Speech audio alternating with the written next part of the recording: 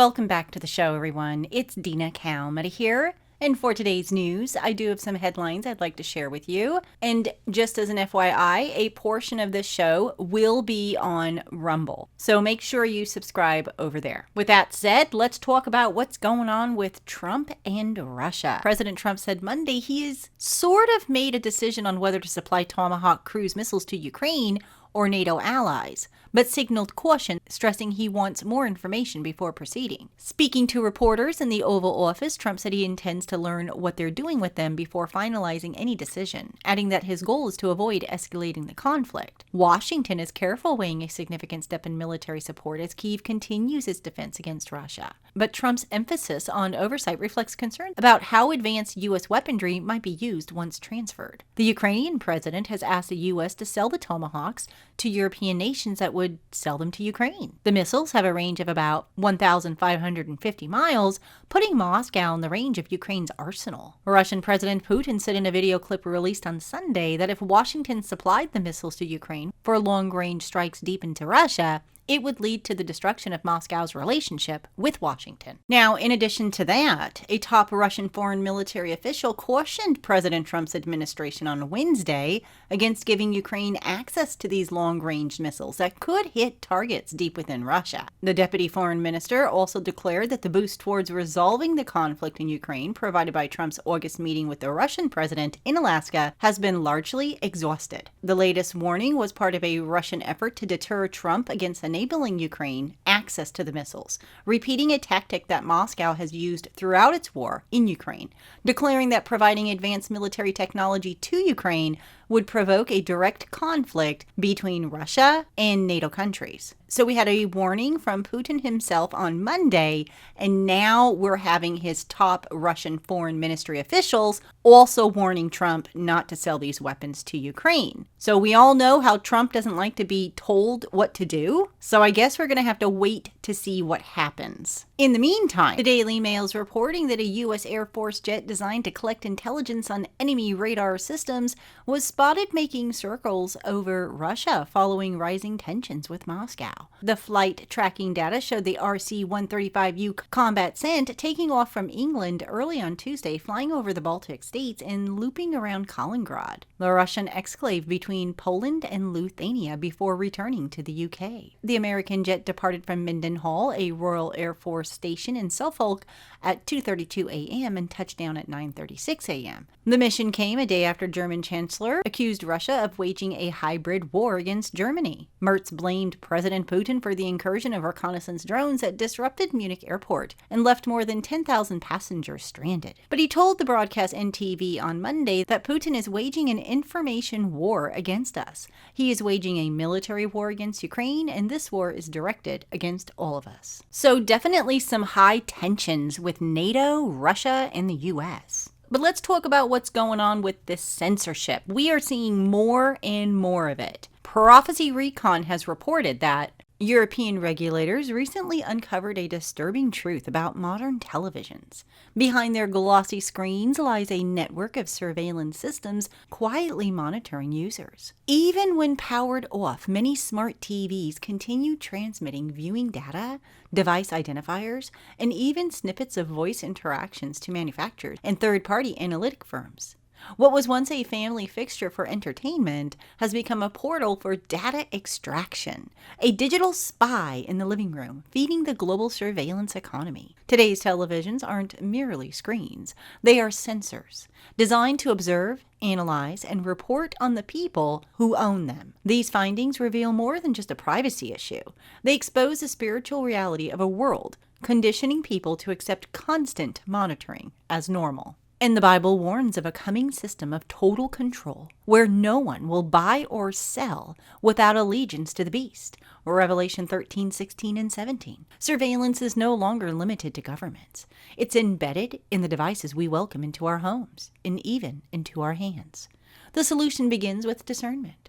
Turning off what spies, isolating what listens, and recognizing that convenience often comes with invisible chains. In an age when off no longer means off, believers must remain awake to the growing infrastructure of control, one screen, one device, and one choice at a time. The United Nations has its sights on homeschooling, pushing for sweeping global regulations under the banner of human rights. A new report titled Homeschooling Through a Human Rights Lens calls for governments to impose mandatory registration, standardized testing, and home inspections for all homeschool families. The document argues that homeschooling must align with the UN-defined education standards and values, effectively bringing home education under state and global control. UNESCO claims such oversight is needed to ensure accountability and quality education, but critics say it represents the most aggressive attack on parental rights and educational freedom ever imposed on an international scale. Adding to the controversy, the report's lead author, Gwang Chang, previously worked for North Korea's Ministry of Education, one of the world's most repressive regimes. Under his supervision, UNESCO now insists that the governments have a duty to regulate homeschoolings, and that failure to comply could constitute a human rights violation. The irony is hard to miss. Global bureaucrats are invoking human rights language to justify surveillance, control, and ideological conformity in private education. If adopted, this policy would place homeschool families worldwide under unprecedented scrutiny, replacing parental authority with state and UN-mandated doctrine. What was once the parent's God-given responsibility to train up a child in the way he should go, Proverbs 22:6, could soon be redefined as a government-controlled privilege. Now, with that said, here in the United States, Baldwin County, Georgia has joined the growing list of American communities embracing surveillance technology in the name of safety, launching a $650,000 AI-powered real-time crime center equipped with facial recognition and license plate tracking. Partnering with Clearview AI and Flock Safety, the county now has eyes that never blink. These systems scan vehicles, faces, and movement across the country that law enforcement can monitor and search instantly.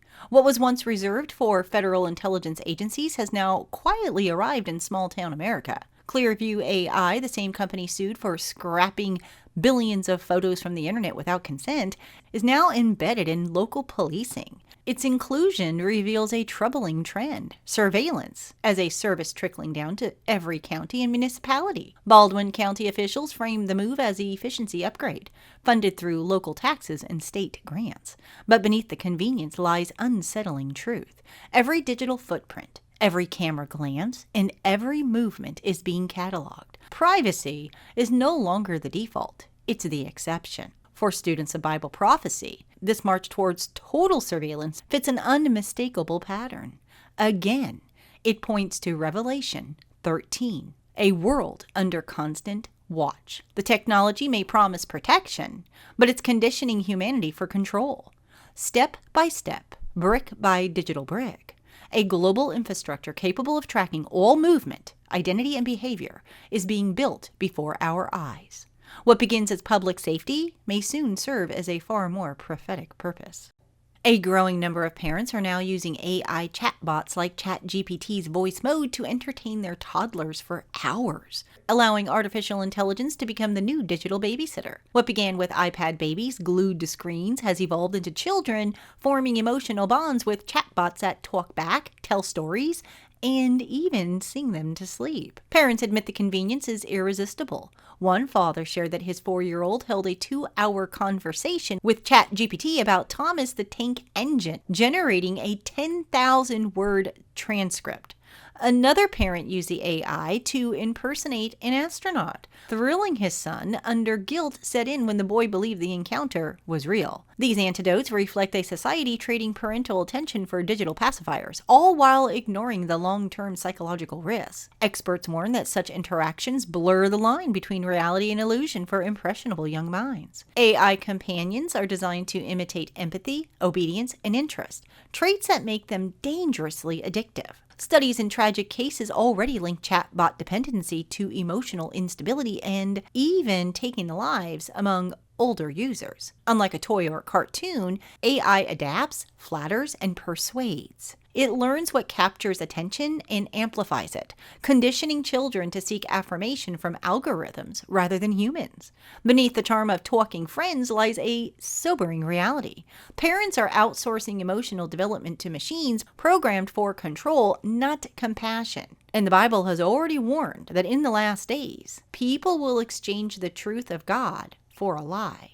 And what greater deception could there be than handing a child's heart to an artificial one? Now, of course, I don't have kids, so I can't relate to this. I have little furry ones, but I'm not so sure they can ask questions of ChatGPT. But I know with me growing up, my mother had 11 of us, all right? I was the 11th child between my mother and my father that were married for 49 years. And back in that day, now I'm dating myself, of course, but back in that day, we didn't have iPads. We didn't have a lot of TV. My dad wasn't keen on getting cable. We played outside. We interacted with other children. We went to the park. We got exercise. When the street lights came on, we had better be home by that time. So we're in a whole new generation right now. But be careful out there, you guys, with your kids, because ChatGPT is a great tool. But as you know, we've heard some pretty scary stories concerning that particular app. But moving along, what's happening in our heavens? A huge asteroid came within 300 miles of hitting Earth. And the thing is, scientists only noticed it after it had already skimmed past the planet.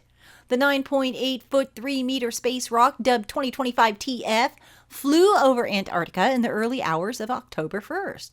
Passing at an altitude of about 260 miles, the rock came closer to the Earth's surface in the orbit of the International Space Station. However, space agencies had only realized the near miss had occurred when the asteroid was detected by the Catalina Sky Survey a few hours later. While a miss this close might sound alarming, the European Space Agency, or ESA, claims that there was never any serious danger. Based on its estimated size, the 2025 TF would have most likely burned up or exploded in the atmosphere rather than slamming into the surface.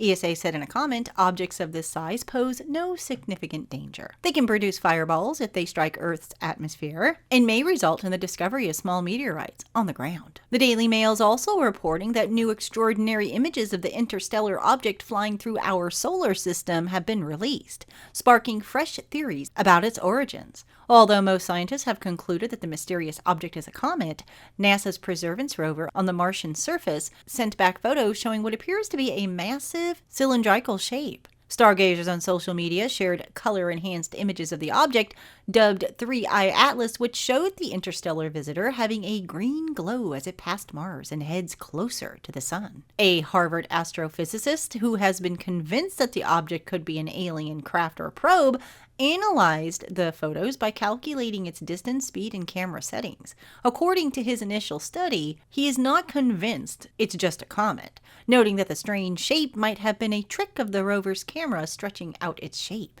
He explained that the apparent cylinder from the rover's navcam was likely caused by the camera stacking hundreds of images of the comet over a period of about 10 minutes, making it look more like a log than a ball. The professor added that the comet is likely smaller and rounder, but still massive with a potential diameter of more than 28 miles across. Dr. Horace Drew, a retired senior researcher at Australia's Commonwealth Scientific and Industrial Research Organization, noted that the mysterious green glow seen in some images could be a result of the object being an interstellar spacecraft coated in nickel. Drew explained that humans use the same practice on Earth-made space technology on a much smaller scale. He declared on a post on X on Monday that it's not a comet. Drew disagreed with Loeb's conclusion that the shape was a result of the Mars rover sending back a stretched image over several minutes, claiming that an amateur astronomer on Earth captured a similar shape with their telescope. He said, "We can see an extended white shape with a green coma outside, not a white ball." Drew, who earned his PhD in chemistry from the California Institute of Technology,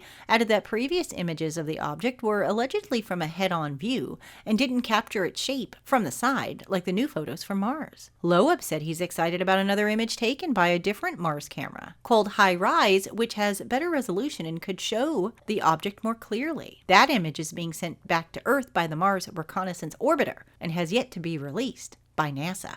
In the meantime, over in New Zealand, the Watchers is reporting that a very bright fireball was seen streaking over the skies on October 1st. Based on the trajectory seen in the video, the fireball entered from an east-southeast direction and moved west-northwestward. While initially white, the fireball glowed in the bright blue-green hue before it disappeared into the region. In the book of Luke, the Lord told us that we would see signs in the sun, the moon, and the stars. And we are definitely seeing those signs. So definitely a lot happening in Bible prophecy news. I'd love to hear from all of you, so please do leave your comments below this video. And when you have a free minute, come and visit me on my social media pages, as well as my website at www.cww7news.com. All right, everybody, thank you so much for watching. And until next time, God bless and stay safe.